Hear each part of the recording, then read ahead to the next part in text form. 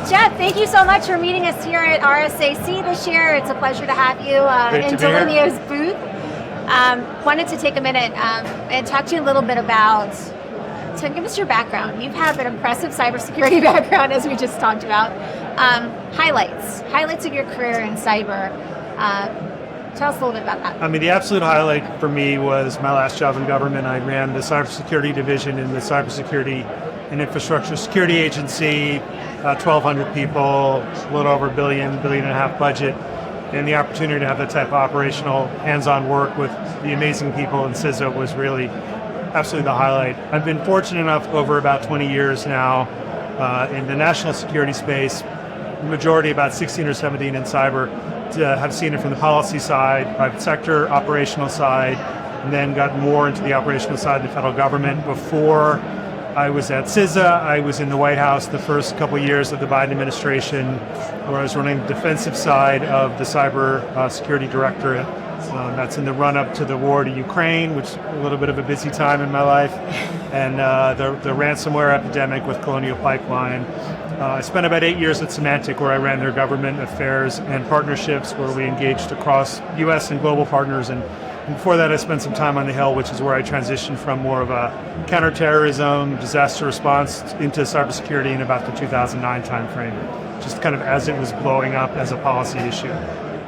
So good overall background. But in that time frame, you've managed to create or influence policy, would you say, and maybe, I don't know, do a little something around zero trust as well. Executive order, what was it? 14028. Executive order 14028. We had a phenomenal team in the NSC that did that.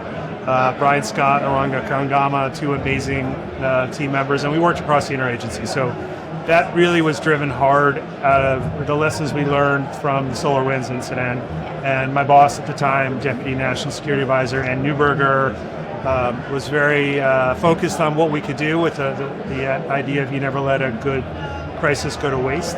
And it was an opportunity to drive some very real security improvements across the federal government, and hopefully to have them bleed down into the private sector as well.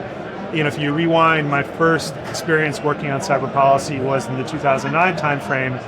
For about 3 years, what became the Lieberman-Collins Cybersecurity Comprehensive National Cybersecurity Bill ultimately didn't pass, but it set the table for everything from the Cyber Slam Commission. We would have created a version of CISA at the time.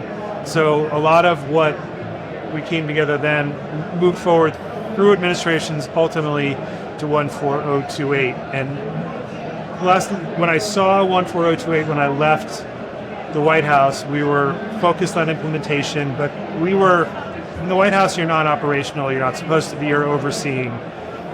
When I then, a year and a half later, got to CISA and actually got to see how that policy had changed the way we secured federal networks, it was one of the most surprising and more rewarding moments in my career to see that the combination of good policy with good support from Congress, with great people in the agencies, had us detecting sophisticated nation-state activity that we would have completely missed just 4 years before.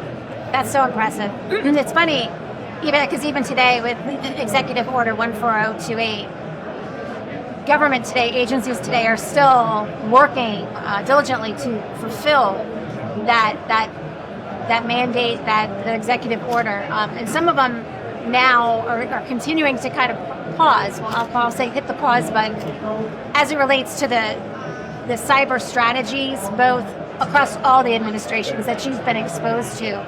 I think one of the challenges that both government and industry is having is how, with the heightened awareness of where we are in the world today, how do agencies and industry work collaboratively to continue to execute that zero trust strategy? And how do you feel like it should be tweaked or changed to make sure that we continue to keep the mission and security, cybersecurity at the forefront? I mean, if you rewind to what was in 14028, one of the things that I do feel a decent sense of ownership over was making sure we had a ZTA focus in it that led to the OMB work, But that came out of my time at NIST. I was at the National Cyber Center of Excellence, and one of the projects that I was most involved with in my time there was zero trust architecture. And we started developing that project, incredible interest from the private sector. Where I worked at NIST, we brought together the private sector, government, academia to develop, this is how you actually can do something that will improve your security. So I brought that mindset into 14028. The OMB carried forward. So, when I was at NIST, I was a career employee. It was in Trump 1. It was during Biden. I was a career employee at the White House, and we were working on ZTA as part of 14028. I don't think it should change at all today. I mean, this is not a partisan issue. I think that there's the White House strategy they put out doesn't have anything specific addressing it. It's a good statement of intent and policy. Let's see what they do when it comes to implementation. I have a hard time imagining a world where they're going to back off any of the ZTA requirements that the career experts have developed over the past 4, 5, 6, 7 years. So, if I'm sitting in the agency's shoes, I'm looking at what's out there now and wanting to drive forward from that point. I don't think you're going to get punished for pursuing what is a fairly straightforward approach to the type of security you should be putting in place now.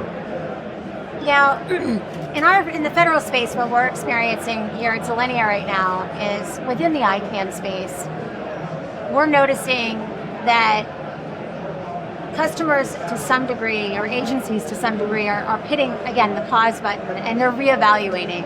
They're reevaluating their entire security posture. They're looking at the tools that they have in place, and a lot of that, I think, is government, I'll call it influenced right now, on products that they're choosing or not choosing in some cases.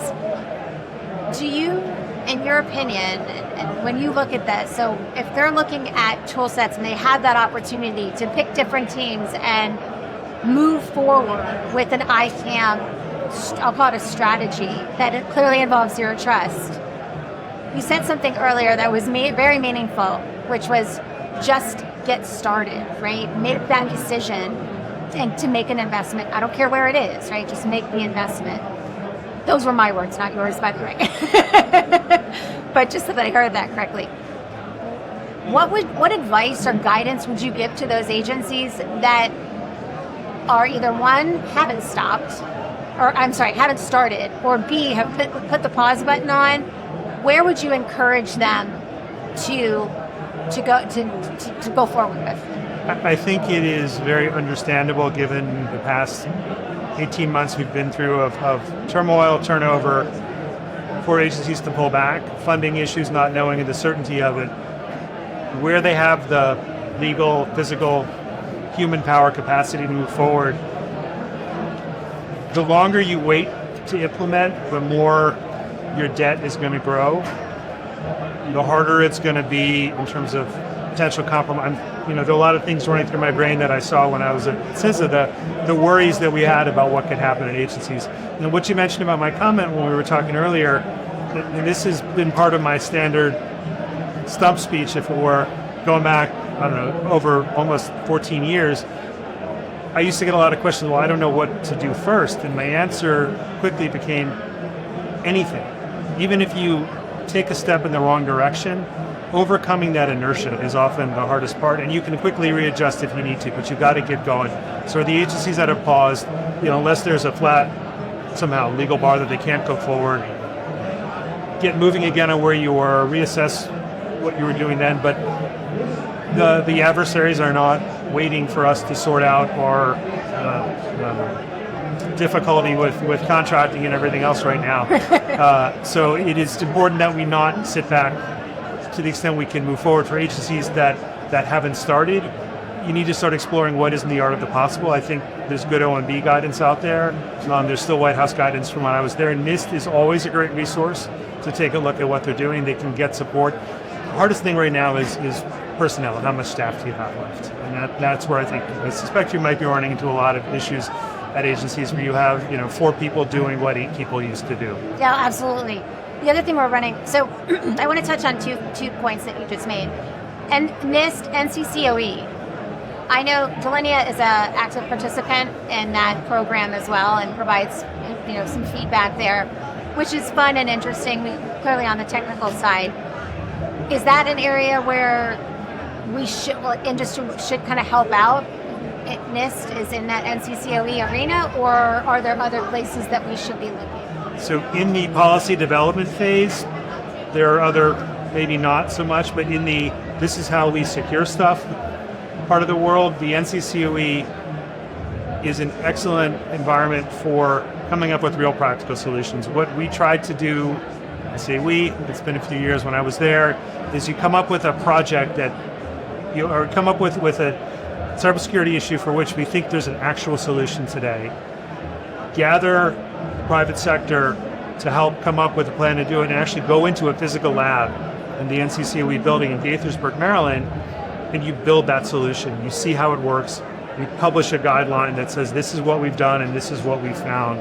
There are multiple vendors involved, so it is traditionally vendor agnostic, but it actually uses real products. So if you want a roadmap of what to do as a consumer out there trying to secure your networks, if you take the ZTA, for example, you can see what to do. And there are all sorts of different projects, but NCCoE works best when you get private sector involved in it. It is built to be I don't want to use this pointy edge of this, but the very most forward-leaning part of NIST to engage with private sector to build actual security improvements.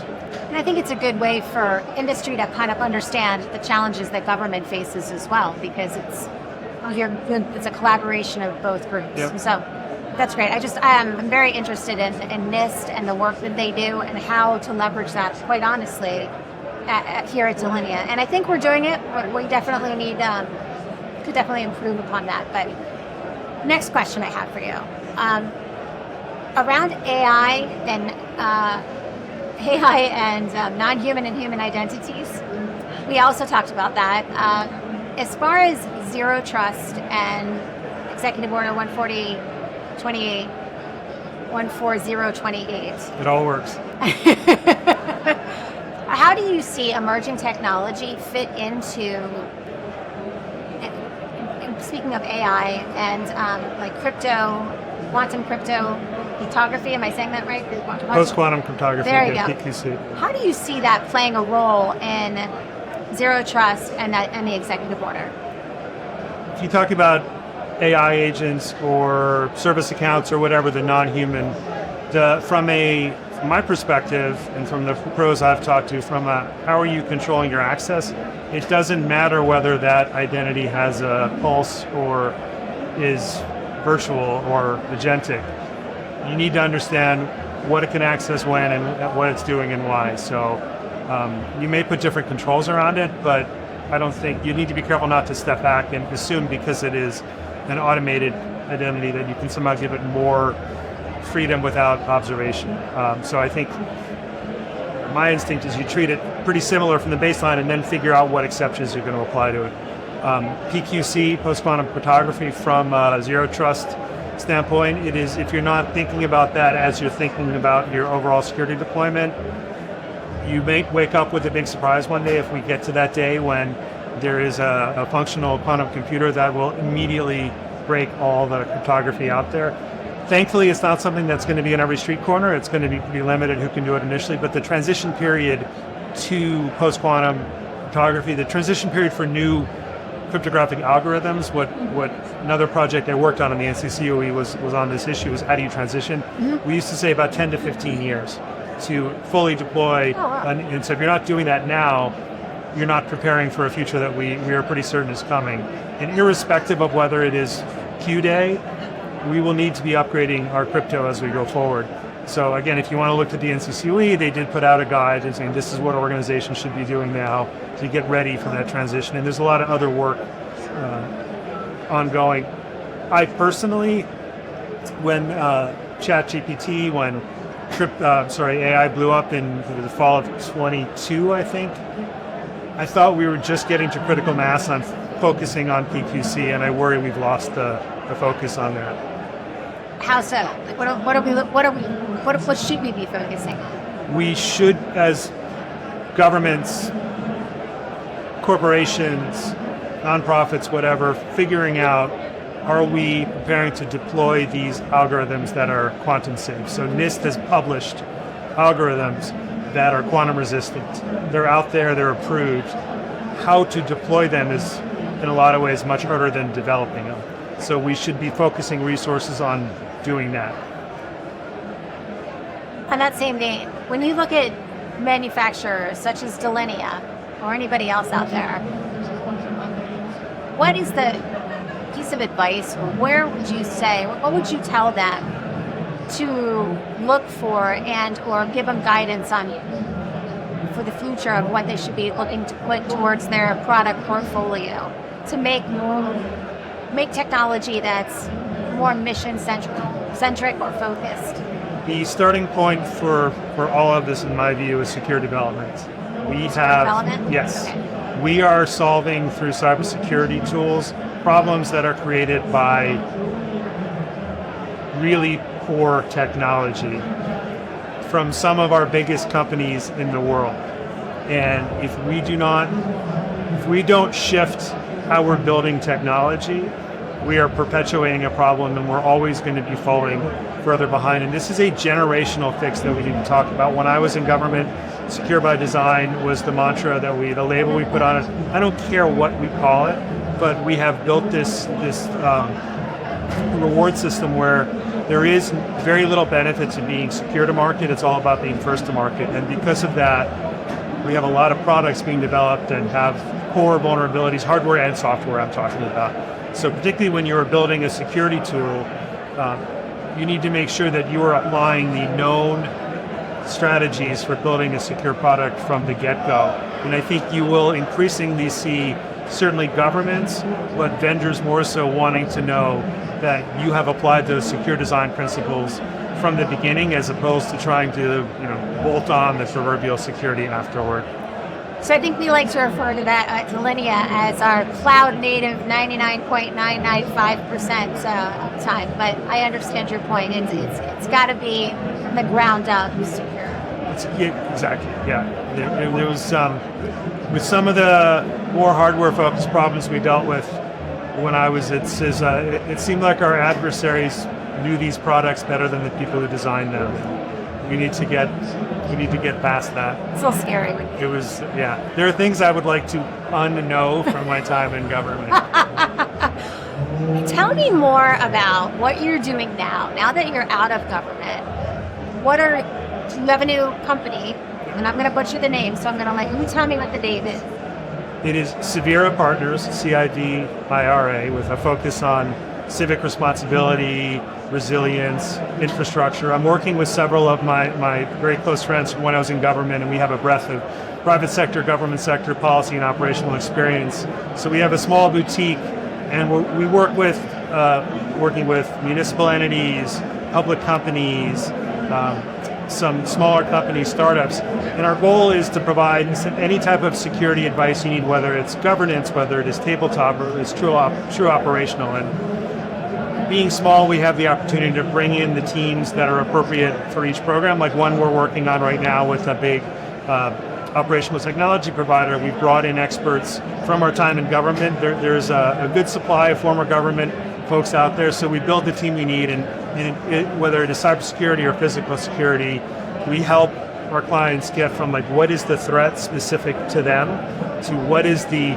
security approach and outcome that actually works for their specific circumstances. A generic threat analysis leading to a generic solution is both not effective and often not implementable. So we try to bridge both of them. Yeah. Very cool. And it sounds like exciting things that you can actually go both with public sector and private sector at this point.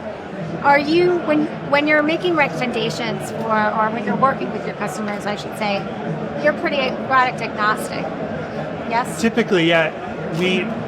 We typically will talk down to the level of the engagements we have now. Here's the type of way you should structure your security, your governance, your compliance. Here's how you meet the threat. We have not gotten to the point at this point where we say you should use technology A or B. It is a service we have available, and what we would do in that case is bring in some of our former colleagues who've been either CISOs or there are a few threat hunters from government, there are a few offensive cyber folks from government. So we would bring them together and say, okay, here's the threat we see for entity X. Here's what they're trying to secure. What do you think is the best suite of tools? So that's something we have in our roster of abilities, but to date we're staying more at that, are you structured right and are you meeting the right threat? The thing that's been the most surprising to me is how many of the clients we've talked to who've been working off a very generic assessment of the threat environment that they've gotten from other consultants. We start with, what is the threat specific to you? Who is coming after you? What are their typical techniques? Overlay that with your governance requirements and regulatory if you have them, and then come to, here's how we think you can structure security. And this can be, as I said, physical or cyber.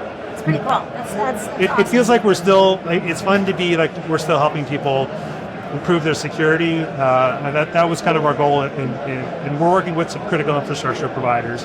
So it feels like a lot of our government mission is carried on. Well, and I think the relationships and the history that you have and your experience in cyber, it's a great avenue for you to pursue. So that's awesome. Thanks for telling me a little bit about that. Appreciate it. So just to kind of close the loop on our conversation this afternoon.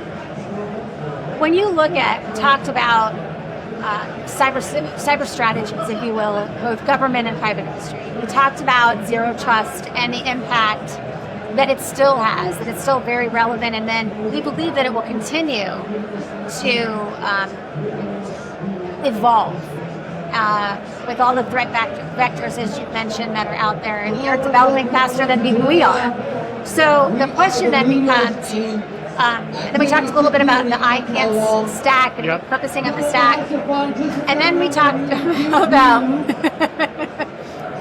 what's next. What is next for cybersecurity? Any closing thoughts on what would be great to share with our customers or the public on kind of, best practices moving forward? I mean, I've been coming to this show for 15 years, and I've watched the words change. Like this, agentic is everywhere. ZTA and the ZTA concept has been here longer than anything I've ever seen consistently. And at the core of that is access management, is knowing who's in and out of your networks and when and why, and controlling. And that, to me, is a fundamental. So if I'm going to say what you're doing going forward, it's maybe not chase all the shiny new objects. If you're not doing the basics right, when I think about the things that I said that scare me from coming out of government, there's no complete solution to all of them, but a very big element of it, both to prevent and to understand what's happening, is that access piece. And when I go to some of these clients, one of my first questions is, how do you do this, and do you have the type of control? So I would resist chasing the shiny new object, as I said, and really focus on the fundamentals. Awesome. Great feedback. Appreciate your time, Jeff. Thank you so much.